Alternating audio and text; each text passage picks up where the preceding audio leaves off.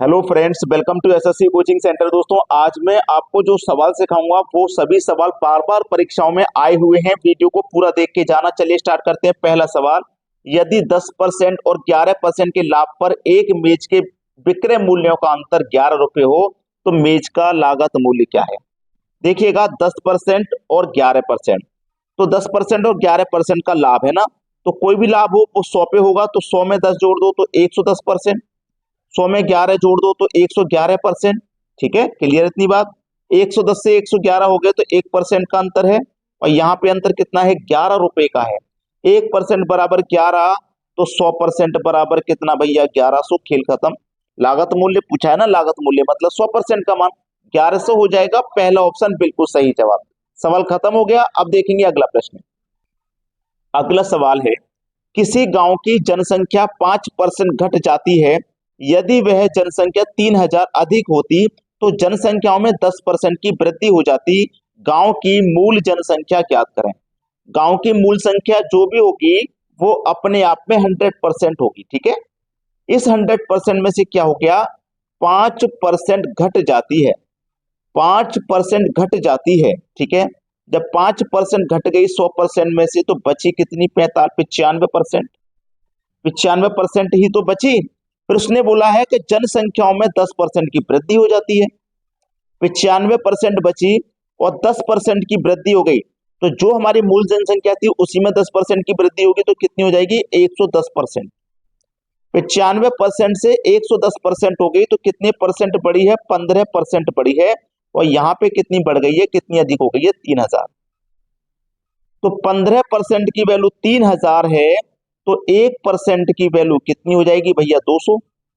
1% की वैल्यू 200, हमें चाहिए 100% की वैल्यू, तो 100% की वैल्यू कितनी हो जाएगी, 1% की 200, तो 100% की कितनी, 100 से मल्टीप्लाई कर दो। दो एक कम दो, दो जीरो ये मिलके 4 जीरो। ठीक है, तो 20,000 हो गई, 4 जीरो हो गए, तो सी ऑप्शन हमारे सवाल का हो जाएगा बिल्कुल करेक्ट आंसर।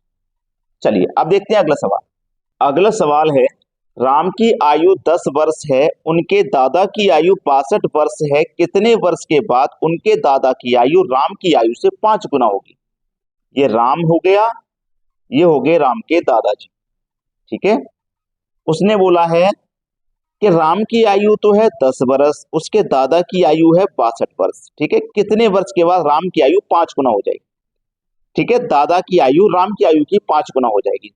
अगर हम 6 जोड़ लेते हैं इसमें, 6 जोड़ लेंगे तो कितना हो जाएगा भैया, 16। 16 हो जाएगा इसमें 6 जोड़ा तो। चलिए डायरेक्ट जोड़ लेते हैं, 6 जोड़ा 16, इसमें भी 6 जोड़ेंगे तो 68। तो 16 पंजे तो 80 होता है, 5 गुना करेंगे 68 नहीं होता, तो इस ऑप्शन को हटा दो। चलिए 5 जोड़ लो, 10 में 5 जोड़ो 15, 62 में 5 जोड़ो 67, 15 पंजे 75 होता है, ये भी नहीं होगा। चलिए 4 जोड़ लीजिए, 10 में 14, 68 में 62 में 4 जोड़ लीजिए 66, 14 पंजे 70 होता है, 66 नहीं होता। जब 3 ऑप्शन गलत हो गए तो चौथा तो अपने आप सही हो जाएगा, लेकिन चेक तो करेंगे। 10 में 3 जोड़ो 13, 62 में 3 जोड़ो 65, 13 पंजे 65 होता है, ये बात सभी बच्चे जानते हैं। 13 के पहाड़े में 5 बार में 65 आता है। ठीक है, 13 पंजे 65। क्लियर हुई बात। अब देखेंगे अगला सवाल। अगला प्रश्न है, 7 क्रमांगत संख्याओं का औसत 20 हो तो उन संख्याओं में सबसे बड़ी संख्या है। ठीक है, समझना सवाल को। 7 क्रमांगत संख्याओं का औसत 20 है। 7 संख्या 1 2 3 4 5 6 7, औसत कितना है, 20। एक बात याद रखना, जो औसत होता है ना वो बीच वाली संख्या होता है। तो 3 इधर से छोड़ दो, 3 इधर से, बीच में आ गया औसत। क्रमांगत का मतलब लगातार। तो 20 के बाद 21, फिर 22, फिर 23, 20 से पहले 19, 18 और 17। सबसे बड़ी संख्या, तो आपने देखा सबसे बड़ा कौन है, 23 है, ये सबसे बड़ी संख्या हो जाएगी। सबसे छोटा पूछता तो 17 है, ये सबसे छोटी हो जाती। ठीक है, अब देखते हैं अगला सवाल। अगला सवाल, ए अकेले एक काम को 10 दिन में पूरा करता है जो बी अकेले 15 दिन में पूरा कर सकता है।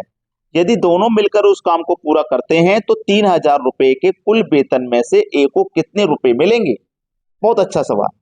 ए कितने दिन में कर सकता है, 10 दिन में, और बी कर सकता है 15 दिन में। दोनों का एलसीएम ले लीजिए, 30 आ जाएगा। 10 से कटाओगे तो 3 बार में, 15 से कटाओगे 2 बार में।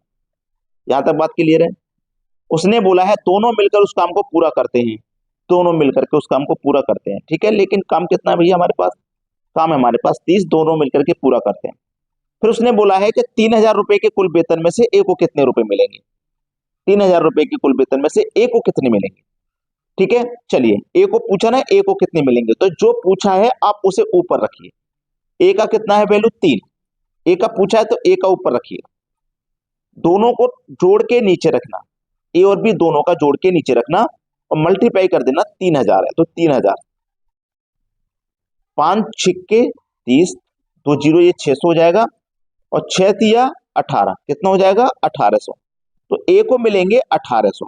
अगर बी का पूछा जाता तो बी का मान जो 2 है उसे ऊपर रखते और दोनों को जोड़ के नीचे और 3,000 से मल्टीप्लाई कर देते। क्लियर हो गई है बात सभी को। चलिए अब देखेंगे अगला सवाल। अगला सवाल, एक परिवार में 24 दिन में 60 किलो चावल खाने की खपत होती है, 60 किलो चावल की खपत हो रही है, उसी परिवार में 18 दिन में कितने चावल की खपत होगी। ठीक है भाई, 24 दिन में खपत हो रही है 60 किलो की, तो एक दिन में कितना 60/24 एक दिन में, ठीक है। पूछा है 18 दिन में, एक दिन का 60/24 तो 18 दिन का कितना 18 से मल्टीप्लाई कर दो, एक दिन का मान ये 18 का चाहिए, 18 से मल्टीप्लाई कर दो, ठीक है ना। 18 से हमने मल्टीप्लाई किया, अब इसको हम सॉल्व करेंगे। इसको हम सॉल्व करेंगे 6 से, 6 तिया 6 चौकू 24 और 6 तिया 18, 4 से घटा देंगे 15 बार में और 15 का गुना 3 से कर दो, 15 तिया 45, ठीक है। कितने किलो चावल की खपत होगी 18 दिन में, 45 किलो की। ये आपके सवाल का हो जाएगा बिल्कुल सही आंसर 45, जो कि हमारे सी ऑप्शन में दिया गया है, ये बिल्कुल सही जवाब है। तो सभी बच्चों से मेरी रिक्वेस्ट है कि वीडियो को करें लाइक और वीडियो को करें शेयर, ठीक है दोस्तों, धन्यवाद।